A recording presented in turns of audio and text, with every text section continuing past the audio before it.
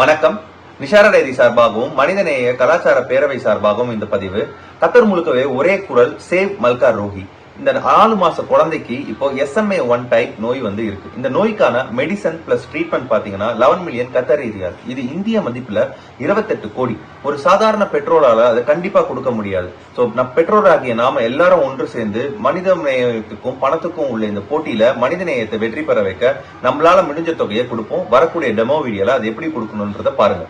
இந்த ஸ்க்ரீனில் தெரியல, பார்கோடை ஸ்கேன் பண்ணுங்கள். அப்படி இல்லைனா கத்தர் சேரிட்டி வெப்சைட்டுக்கு டேரெக்டாக போனீங்கனாலும் ஓகே, இல்லைனா என்னோட டிஸ்கிரிப்ஷனில் லிங்க் கொடுத்துருக்கேன், அதை கிளிக் பண்ணிங்கனாலும் டேரெக்டாக அது இந்த வெப்சைட்டுக்கு கூட்டிகிட்டு போயிடும்.